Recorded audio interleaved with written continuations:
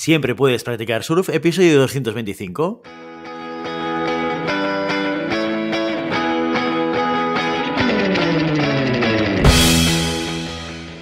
Bienvenido y bienvenida a Siempre puedes practicar surf, el podcast diario sobre recursos humanos. Este podcast está pensado para profesionales de recursos humanos, gerentes o jefes de equipo y podrás encontrar técnicas, consejos, ideas, conceptos y noticias sobre la gestión de personas. Eso sí, con un enfoque práctico y aplicable. Hoy episodio 225 del jueves 12 de mayo de 2022, programa dedicado al monográfico del mes en el que explicamos de forma concreta y concisa conceptos relacionados con recursos humanos. Pero antes dejadme que os recuerde que podéis encontrar más contenido en nuestro blog e información sobre nuestros servicios en nuestra web, en globalhumancon.com. Desde allí os podréis apuntar a nuestra newsletter para no perderos nuestros webinars, streamings y todo el contenido de actividades que organizamos desde la consultoría Global Human Consultants. ¿De qué va esto de los monográficos? Ya sabéis, cada jueves explicamos de forma concreta y concisa conceptos relacionados con recursos humanos. ¿Cómo lo hacemos? Pues cada mes seleccionamos un tema y a partir de ahí cada jueves lo dedicamos a explicar uno o varios conceptos importantes que tienen que ver con ese tema en cuestión. En el episodio de hoy vamos a seguir con el tema que iniciamos la semana pasada, que fue las evaluaciones psicométricas. Y dado que en el mercado existen infinidad de herramientas de este estilo, he querido centrarme en las más importantes o las más utilizadas dentro del sector de los recursos humanos, concretamente las más populares en la búsqueda y selección de candidatos. Iniciamos el monográfico hablando de los test de inteligencia y os mencioné el test de Raven y el test de Terman-Merrill. Bueno, y también el de Binet, claro, sin ese, pues nada de lo que estamos hablando sería posible. Hoy vamos a incursionarnos en los test de aptitudes y lo haremos a lo grande, con el que posiblemente sea el rey de los test de recursos humanos, el utilizado por el 90% de las empresas de todo el mundo. Sí, en serio, no exagero. Estoy hablando del test de Cleaver. ¿Que no te suena? Espera, ¿qué pasa si te digo DISC? Ah, ese sí que te suena. Pues eso, en el capítulo de hoy vamos a repasar qué es y cuáles son los puntos más importantes a tener en cuenta de este peso pesado de las evaluaciones en las organizaciones. El test DISC es una de las variantes más comunes y utilizadas del test Cleaver. Como ya dije al inicio de este monográfico, la selección de personas tiene que poder satisfacer las expectativas tanto de las empresas como de los candidatos a la hora de cubrir un puesto de trabajo.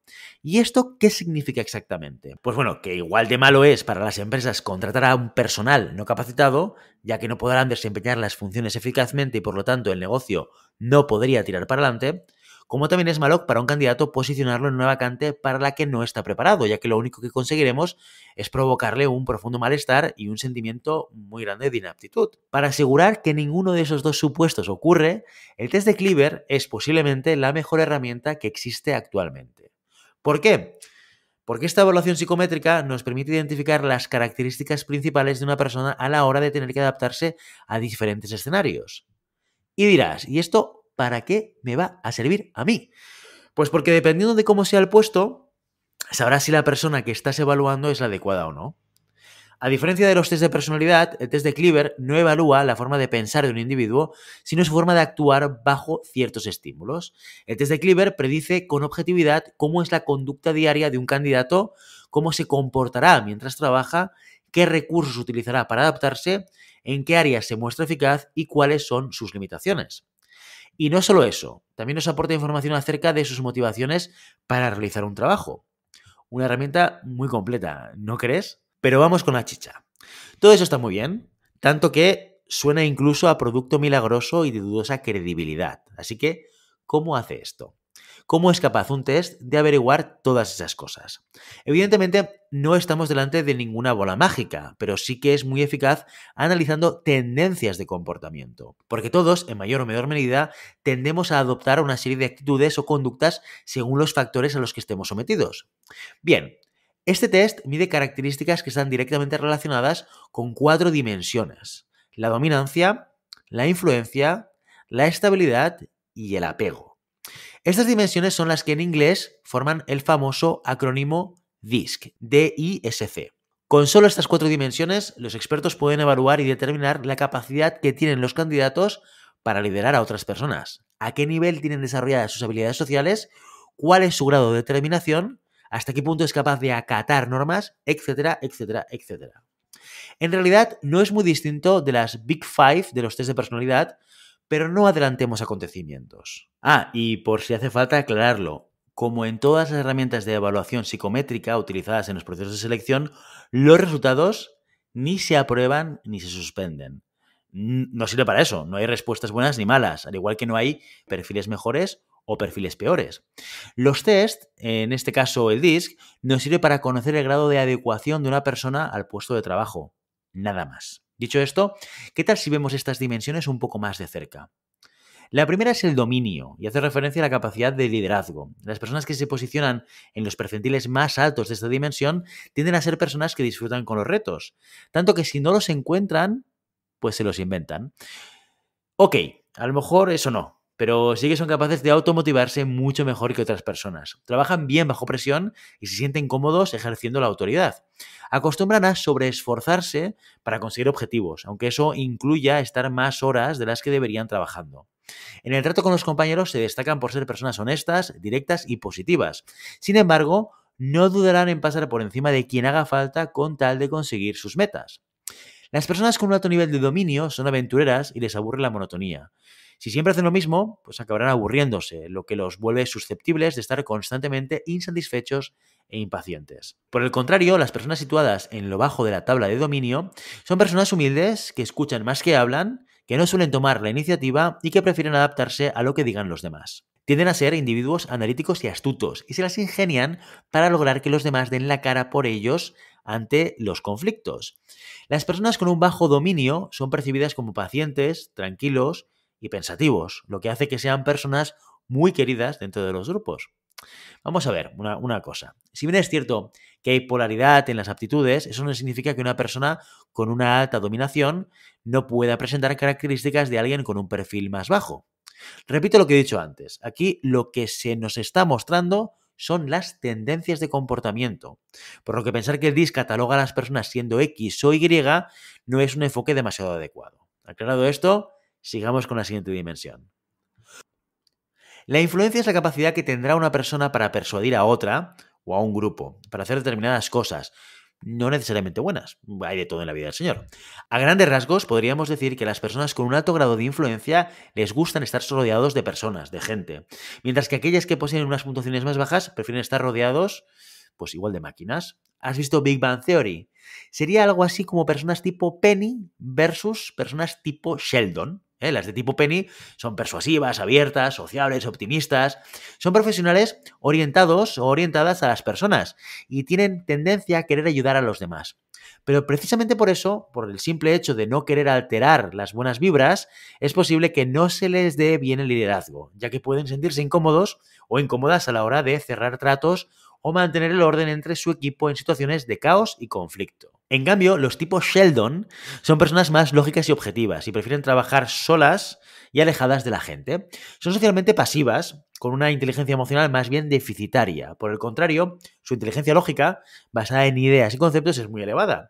Son ingeniosos, innovadores y las personas perfectas para encargarse de los aspectos técnicos de una organización.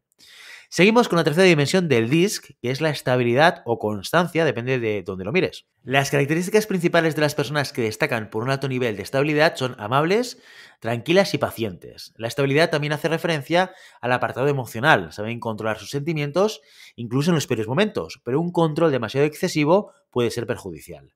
Ocultar los sentimientos puede acabar en una bola explosiva mucho más peligrosa que siendo transparente y asertivo. De todas formas, son personas que disfrutan teniendo relaciones amistosas cercanas, siempre y cuando el grupo de amigos se pueda contar con los dedos de una mano. Eso sí, siempre hay una cara oscura, y es que las personas con una alta estabilidad tienen tendencia a ser excesivamente posesivas. Es fácil crear en ellos un sentimiento de pertenencia al grupo, pero será tan potente que moverlo de su zona de confort podría ser traumático. Se trata de personas metódicas, ideales para hacer trabajos rutinarios. Rutinario no es sinónimo de bajo nivel, ojo. Me refiero a actividades que el resto del mundo consideraría aburridas dentro de la contabilidad o la administración. ¿Y qué podemos esperar de su contrapartida? Pues podríamos decir que las personas con una baja puntuación en estabilidad son conocedores de todo, maestros de nada.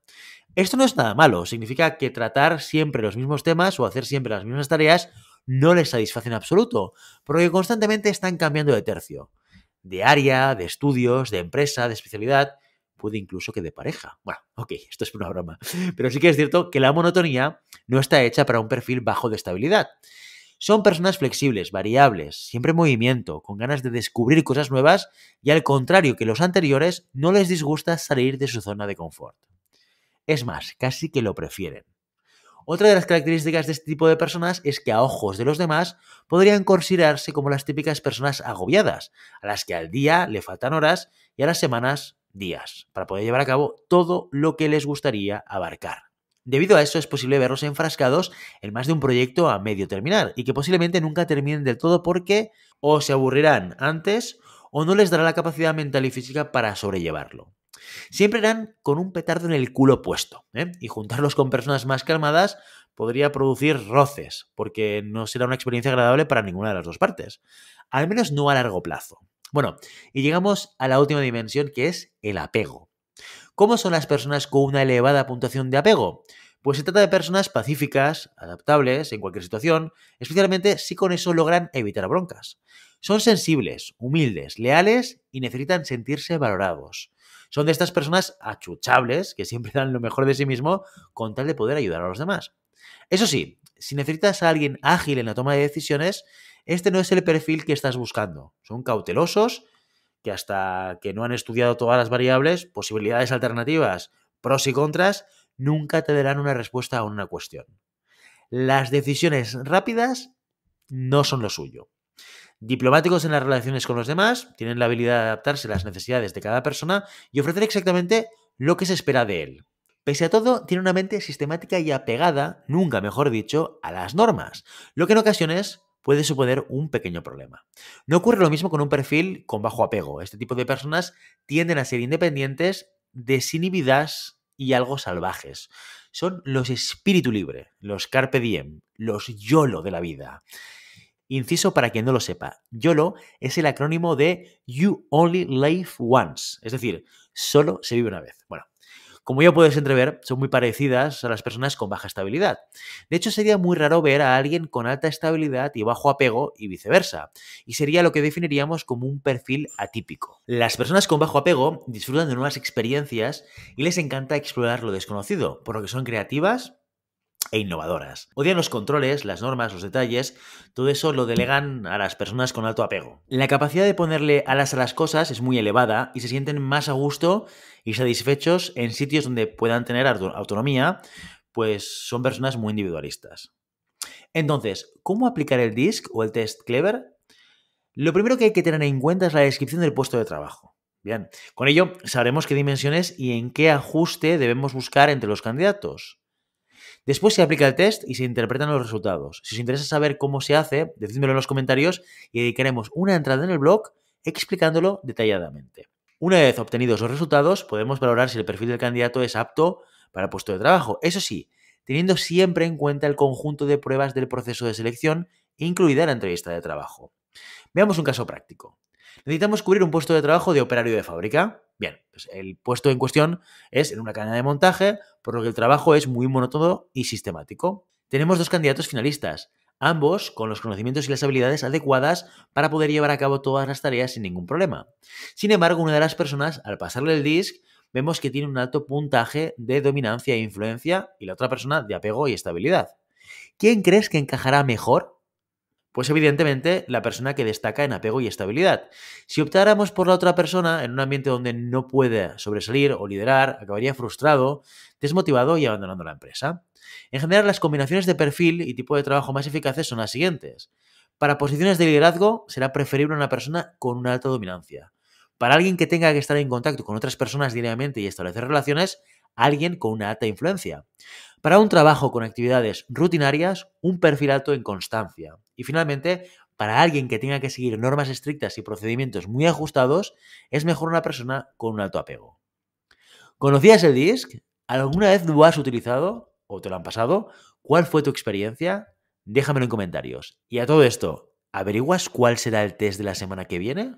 Tendrás que escucharnos para averiguarlo. Y ya sabes, no puedes detener las olas, pero siempre puedes practicar surf. Y hasta aquí nuestro episodio de hoy. Como siempre, queremos invitaros a que os pongáis en contacto con nosotros, nos deis vuestra opinión y nos sugeráis si tenéis algún tema o alguna pregunta concreta, lo puedes hacer a través de la página de contacto en globalhumancom.com/contáctanos o a través de las redes sociales. Estamos en Facebook, en Instagram, en Twitter y en LinkedIn. Y si el contenido de este podcast te gusta, no te olvides de suscribirte, darnos 5 estrellas en iTunes y me gusta tanto en iVoox como en Spotify. Igualmente recuerda que puedes encontrar más contenidos, noticias y recursos en nuestra web en globalhumancom.com. Muchas gracias por todo, por tu tiempo, por tu atención y por tu interés en estos temas sobre gestión de personas. Nos escuchamos mañana viernes con el programa sobre preguntas y respuestas. Hasta entonces, ¡feliz día!